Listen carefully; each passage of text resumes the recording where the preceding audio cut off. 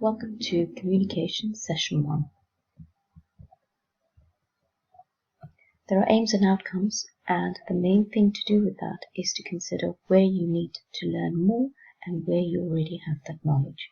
So I may ask you to identify reasons for communication and write about them, or identify ways to communicate with others, or consider problems that may occur when trying to communicate, or finally identify emotions from images and explain why.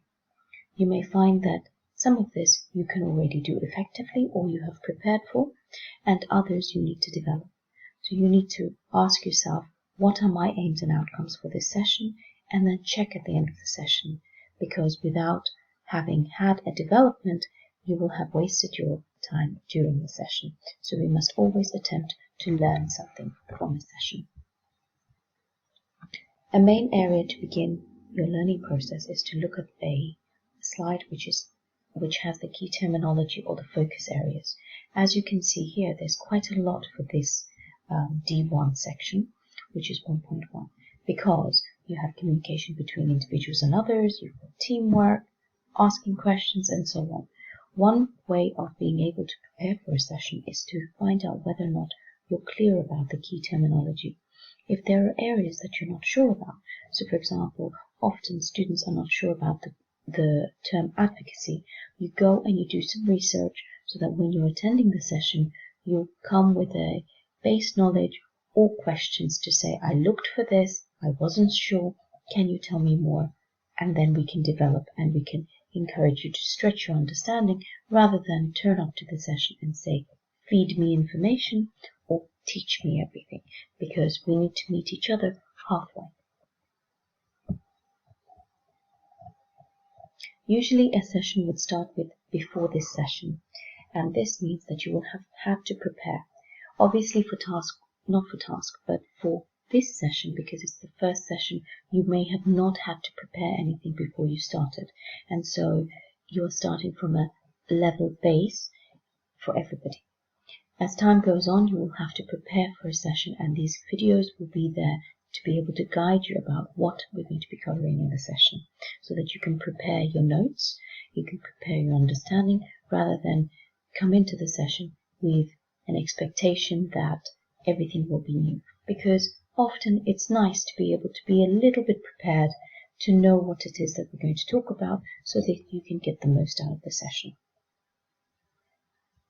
Another area to focus on is to ensure that you are clear that there is a unit called an external task, which is also communication, but it is externally marked. I want to bring your focus to that because I want you to be sure that you are going to be covering that at a later date after we've done some work within this unit, so you know what to go with. And that will be on the 18th of December. So do look out for when we talk about that.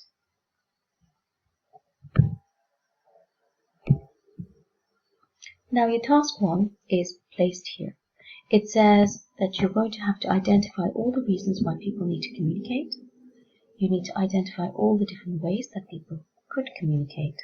You need to identify all the people who may be involved in communication and their roles, and consider any issues that could come up, such as problems. What I would like you to do is I'd like you to pause and consider your answers. Perhaps write them down so that when you come to the session and you're working with others, you are able to showcase your knowledge and check that you have understood what is going on. So please pause now and be ready to write your notes.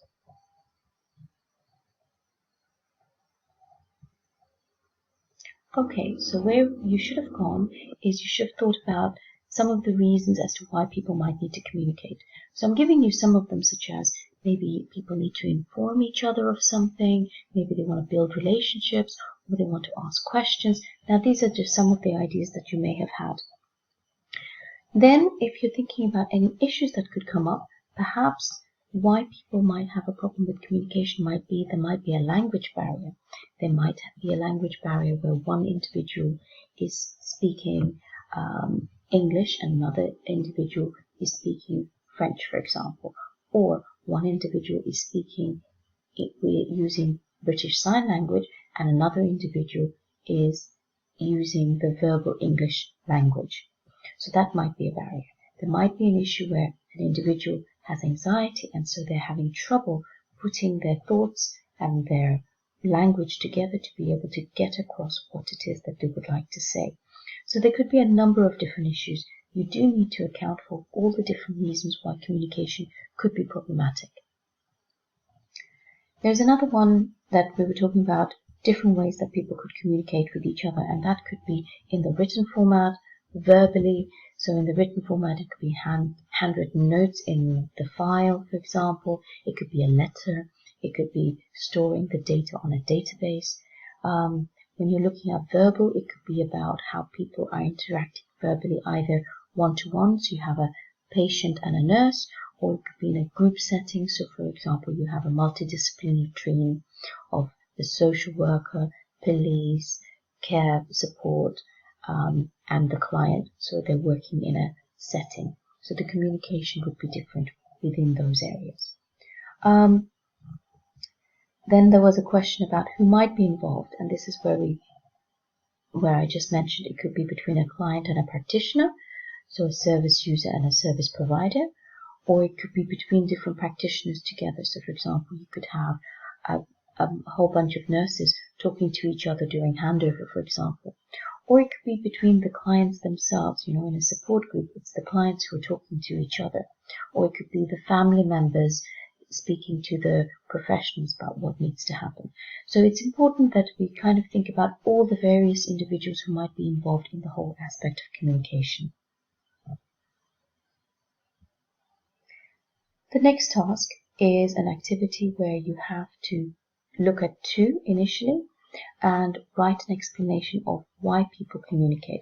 So I did just mention some of them, but now I want you to make sure that you focus clearly on two and write maybe 100, 150 words to be able to explain it, and ensure that you're providing a specific example which is in healthcare or in social care. So I would suggest that you pause and you do that so that you have something that you're coming to class with and you're preparing. Now this is one of the two references that are embedded within that slide that I was just showing you. And this one is about empowering people in their care. So via communication, the digital aspect of communication, we can ensure that people are getting a personalized care. And this says it describes a future where people will be empowered to participate in their care using digital services that truly meet their needs, help them live better with long-term conditions, target prevention, and offer them much more personalized experience. And that can come through effective forms of communication, and it talks about how it's the part of communicating so that people can be enabling their choice, sharing with the decision-making process, and those are the areas. So what I would suggest you do is when these references are being embedded, you do take your time. So for example, this is the blog. You do take your time to read through them and familiarize yourself with the information that's there and see how it would play a part. The second one is going further into the whole supporting and empowering individuals through communication, and it does look at what needs to happen for the traditional role of the healthcare process. And so again, it's about ensuring that people are able to communicate effectively to be able to support the clients to get the most out of the service that they're being given. So those two references are over here and here embedded, and so you should be able to click on it and be able to get that access. Now, if you had completed this task, you will have been in a position whereby you would have seen and identified reasons why people communicate. And what I've done is I've just given you some examples. So for example, if you were thinking about forming and building relationships, it could be, for example, people getting to know each other, the client and the professional having a close and yet professional relationship where they know each other and information about each other so that they can build some form of trust. Another aspect would be to provide information, for example, so a social worker might inform the client about their rights and the actions they're going to be taking during the session, and that is another reason. So you do need to familiarize yourself with all of the aspects. So do have a read of all of these. The methods of communication, for example, are the way that you communicate. So two areas that you might want to look at are the verbal and the non-verbal. The verbal is what you're saying and how you're saying it. And you can say something very meaningful, but if the other person doesn't understand the vocabulary, it's not going to work. If you are maybe coming across as being insincere and sarcastic, it's not going to work.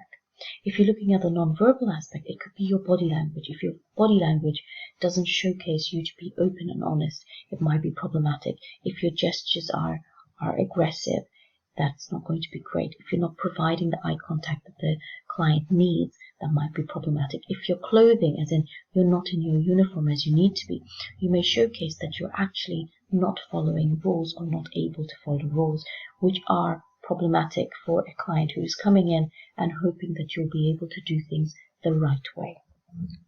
So one of the other references that I hear are from the care docs, for example, and it says extensive research has shown that no matter how knowledgeable a clinician may be, this means no matter how good and how qualified and how professional and how capable you are, if he or she is not able to open good communication with the patient, he or she may be of no help.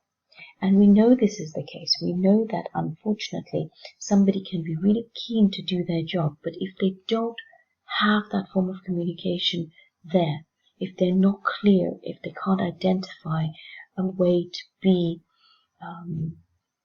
on par with the client, then the client will not want to have a relationship with them. And that could be as easy as deciding, I'm not going to listen to my social worker, I'm not going to listen to my nurse, I'm not going to listen to my care worker because I don't want to. And so you can have every part of the profession under control, but lack of communication will mean that actually you lack the ability to build a relationship and to be able to do your job because your client will not listen. So it's really important that we do follow through and do that. The link is here if you click on the link. So it is here and it does go through and you can see where I've taken the quote. But what is really important is it's very useful to be able to see the different types of communication. It does give you an aspect of listening and attending, for example. It has non-verbal, verbal, questioning, written, recording, and it does tell you a little bit more information about effective forms of communication and so on. So I would suggest that it's quite a useful link to be able to use. So what you're really looking at is making sure that the verbal aspect and the non-verbal aspect of communication is effective. There is listening going on. There is a relationship being built so that you can be the most effective when it comes to being professional within that relationship. Of course, there might be some things that go wrong, but we have to learn, and we can only do that if we try and do our best to be effective where we need to be, and then we can build on anything that we still need to work on. There is another activity that is coming up. So for example here, the activity states that what you need to do is you need to understand anger, contempt, disgust, fear, happiness, sadness, and surprise. And if you're not sure about any of them, so for example contempt, look that up.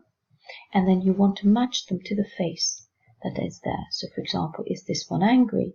Is this one contempt? Is this one disgust or fear? And you want to be able to do that. What I would suggest is you press pause. We're also now going to go into the second part of the video, so look out for me on the second part.